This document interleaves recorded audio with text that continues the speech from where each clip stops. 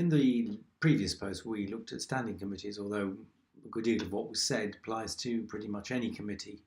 In this post, we'll take a look at minutes. Taking and writing up minutes is a real skill. However, it's a skill that's not often in evidence. Very often, the minutes that I read are summaries of what people said during the meeting. These are not good minutes. But they also suggest that these were also not very good meetings. As I mentioned in the previous presentation, it's really good practice to provide the agenda and the accompanying papers well in advance of the meeting. If the agenda items are properly classified, it's also possible to write the agenda in the form of draft minutes.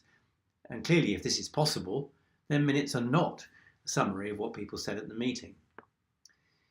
Meetings are or should be for real business, and that implies that they are places for decision making, with room for debate and disagreement, for building consensus, for building stronger and better models and understanding of various issues, and for action planning, determining what is to be done, setting priorities, setting milestones and expectations, and crucially, determining who should do what.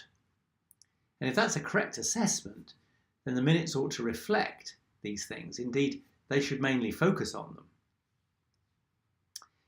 In the last presentation, we discussed organising the agenda of a meeting around some specific types of items. Let me repeat those. One of them is items of information.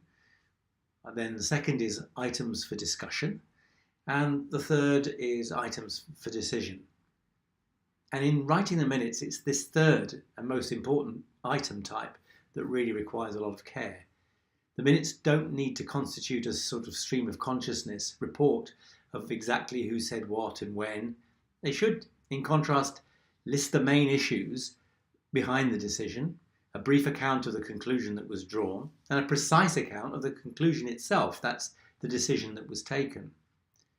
And in the case where that decision involves new activities or new work to be done, then those responsible, who may or may not be at the meeting itself, need to be clearly identified, and their responsibilities, the actions, the timelines, etc., these need to be stated. And that brings us to what happens then at the, as it were, the next meeting after decisions have been taken and those actions have been assigned. Because it's standard, as we know, for the second item on any agenda to be something called matters arising from the minutes. It's the second, by the way, because the first item is always the minutes of the previous meeting, which we agree is a true record of the event. And those matters arising, they're loop closing. That's where we ensure that progress is being made and monitored. For each relevant agenda item from that previous meeting, a report on what progress towards meeting the actions has been made. Those responsible for the actions, as I've said, may or may not be present, but providing the membership of the committee has been established properly, then there'll at least be somebody present at the committee who is responsible for the action, even if they're not the agent themselves who undertakes the work. And this will typically be through some assigned responsibility or through a line management relationship. So providing all this is undertaken, committees will work really well. Agendas will be properly set, members will be properly prepared, minutes will be usefully written, and activities will get successfully implemented.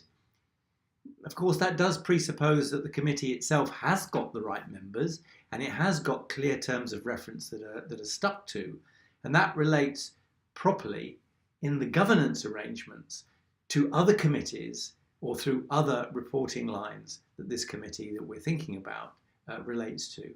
And those are the topics that we'll look at later on in a subsequent presentation.